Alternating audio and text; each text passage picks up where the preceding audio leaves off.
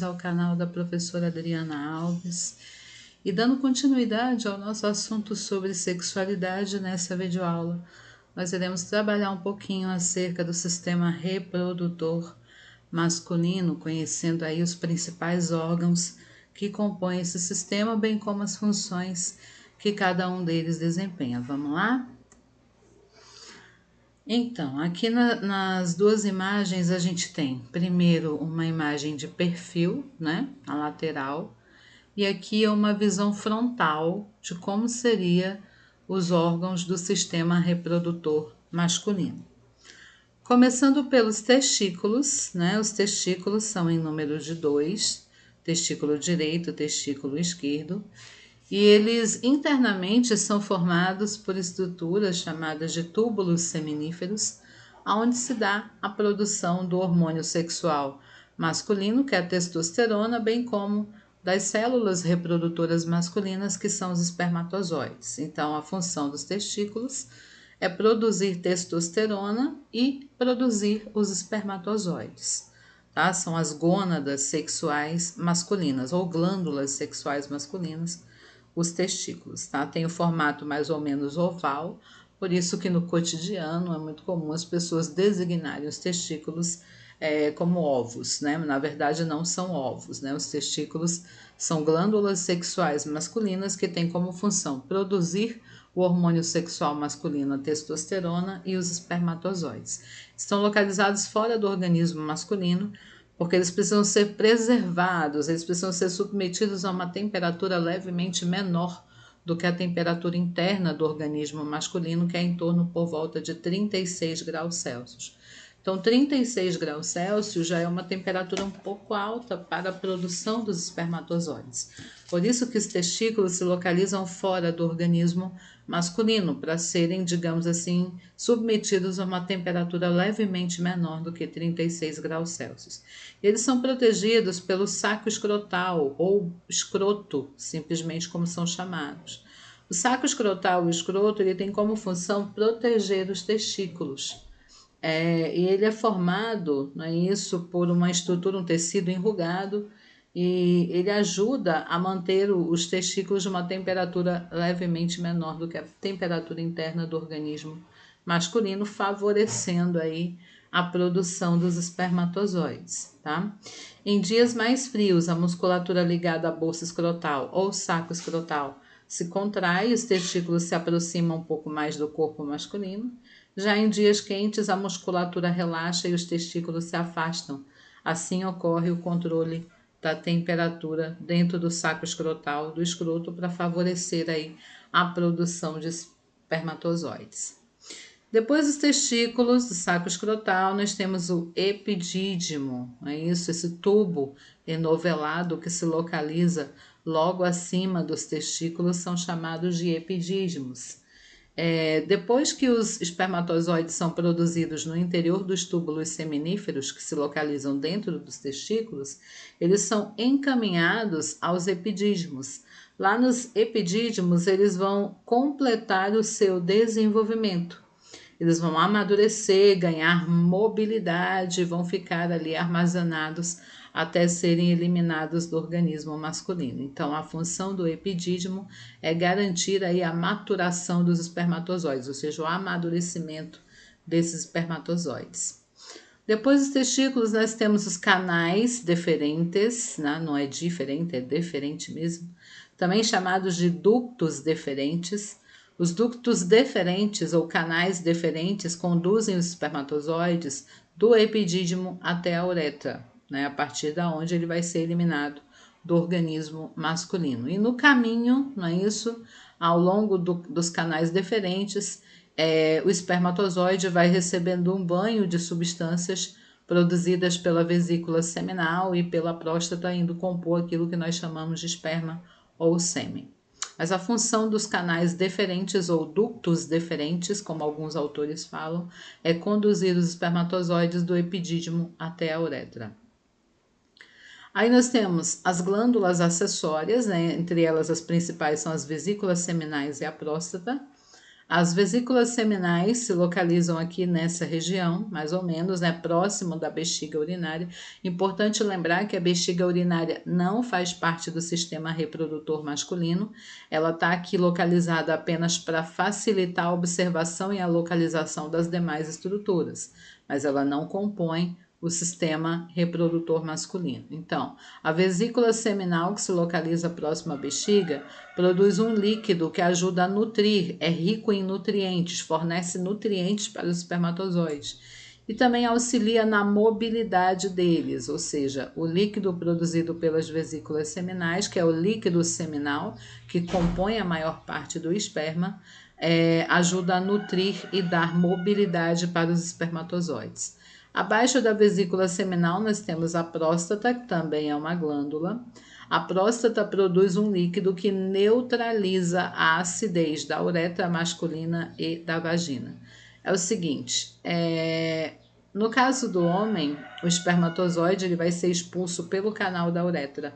A uretra masculina participa tanto do sistema urinário quanto do sistema reprodutor, ou seja, é pela uretra que o homem elimina a urina e elimina também o esperma. Só que é claro, isso nunca acontece conjuntamente, porque no momento da relação sexual o pênis fica ereto e impossibilita a eliminação da urina, tá bom? Depois da relação sexual, que já ocorreu a ejaculação, aí sim pode ocorrer a vontade de urinar, mas durante o ato sexual é meio complicado isso acontecer, tá bom?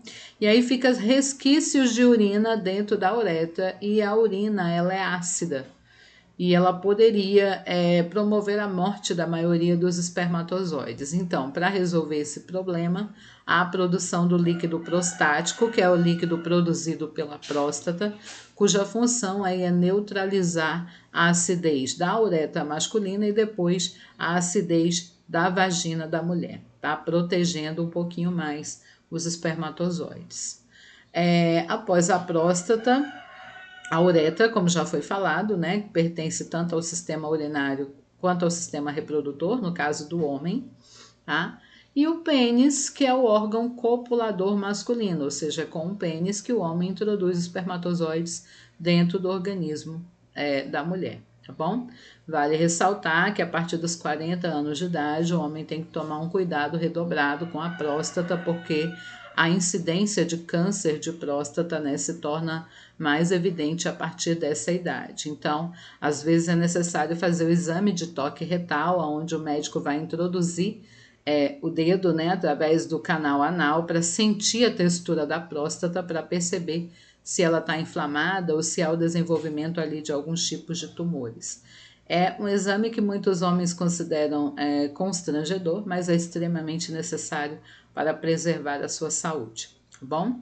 Então, esses são os principais componentes do sistema reprodutor masculino: o saco escrotal ou escroto, que é a bolsa que protege os testículos, fazendo com que eles sejam submetidos a uma temperatura menor do que a temperatura interna do organismo masculino, que vai favorecer a produção de espermatozoides.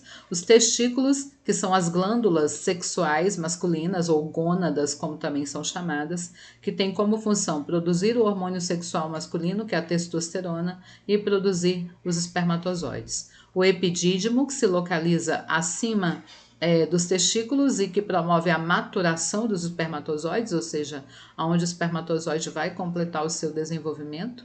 Os canais deferentes ou ductos deferentes, que são canais que transportam o espermatozoide do epidídimo até a uretra. E também, nesse caminho, né, ao longo do canal deferente, ele vai recebendo líquidos, como o líquido seminal, que vai nutrir e auxiliar na mobilidade dos espermatozoides, e o líquido prostático, que vai proteger ele da acidez da uretra e da vagina. As vesículas, né, como já foi falado, produz o líquido seminal, a próstata, que produz o líquido prostático, a uretra, que é um canal que conduz tanto a urina quanto o esperma, só que, claro, nunca conjuntamente, por isso que a gente diz que a uretra masculina é um órgão que participa tanto do sistema urinário quanto do sistema reprodutor, e o pênis, que é o órgão copulador masculino. Ainda com relação ao pênis, não é, o órgão copulador masculino, a gente tem aqui alguns componentes. Internamente, o pênis ele é constituído pelo corpo esponjoso e pelos corpos cavernosos. O corpo esponjoso e os corpos cavernosos contêm grandes quantidades de vasos sanguíneos em seu interior e espaços, né, que permitem a passagem desses vasos sanguíneos, por isso corpos cavernosos e corpos esponjosos. No momento da excitação sexual, quando o homem se encontra excitado sexualmente, aumenta o fluxo de sangue para o pênis. E é esse sangue que vai promover a ereção do pênis. Aqui nós temos o pênis flácido, né, antes da ereção. E aí nós temos aqui o pênis ereto, quando o homem já se encontra excitado sexualmente. E aí os corpos cavernosos, né, eles se enchem de vasos sanguíneos, permitindo a dilatação e o aumento aí no volume do pênis para que ocorra a relação sexual, né? Isso para que ocorra a penetração do pênis na vagina. Tá? Então, os corpos cavernosos e os corpos esponjosos permitem a passagem de vasos sanguíneos que vão transportar o sangue e vai permitir a ereção do pênis. Externamente, o pênis ainda apresenta a glande, que é a chamada cabeça do pênis, a coroa, né, que se localiza entre a glande e o corpo do pênis em si. Muito cuidado, os meninos, né, na hora da higiene pessoal, essa área precisa ser aberta e ser exposta e lavada para evitar o acúmulo de bactérias que podem ocasionar aí algum tipo de infecção. E lembrando que aqui na imagem não tem, mas a glande, que é a cabeça do pênis, é protegida por uma camada de pele chamada de prepúcio. O prepúcio é quando o pênis se encontra flácido, né? A glande, a cabeça do pênis não é visível porque ela está completamente envolvida aí pelo prepúcio, tá? Que tem como função proteger a glande, tá? Então, os meninos, na hora do banho, precisam puxar o prepúcio, expor a glande do pênis, lavar direitinho para evitar aí o acúmulo de bactérias causadoras de infecção. E aí, no momento da ereção, não é isso? Quando o pênis está ereto, porque aumenta o volume de sangue que circula dentro dos corpos cavernosos, principalmente. Aí, o estímulo máximo, não é isso? Da excitação masculina é a ejaculação. A ejaculação é a ação física pela qual ocorre a liberação de esperma. Usualmente ocorre pelo estímulo durante o ato sexual ou masturbação, ou involuntariamente, como na poluição noturna que é típica dos adolescentes. Adolescentes, eles podem ter um fenômeno chamado de poluição noturna, que é quando ejacula espontaneamente, involuntariamente, principalmente durante a noite, que acontece por isso chamado poluição noturna, tá bom? E o que seria o esperma? O esperma, ou sêmen, como também é chamado, ele é constituído pela união de espermatozoides, mais o líquido seminal, mais o líquido prostático. Então, a junção desses três aqui compõe o esperma ou sêmen, ou seja, o esperma ou sêmen não contém apenas espermatozoides. Na verdade, a quantidade de espermatozoides que compõe o sêmen faz um total aí de 10% do volume do líquido seminal, aliás, do esperma, perdão. 10% é espermatozoide, 60% é o líquido seminal e 30% compõe o líquido prostático, tá? Então, essa é mais ou menos a composição do sêmen ou esperma, como também é chamado. Então, no momento da ejaculação, vai ocorrer a liberação desse esperma em jatos, por causa da contração da musculatura da pelvis, que vai permitir essa saída do esperma em jatos. E isso coincide com o momento de prazer sexual masculino, não é isso chamado orgasmo, geralmente está ligado ao processo ejaculatório também, ok? Então, gente, era isso que eu tinha para falar com vocês acerca do sistema reprodutor masculino. Espero que tenham gostado. Quem gostou, dê o seu like, faça comentários, compartilhe o vídeo e participe sempre do nosso canal. Até a próxima, pessoal!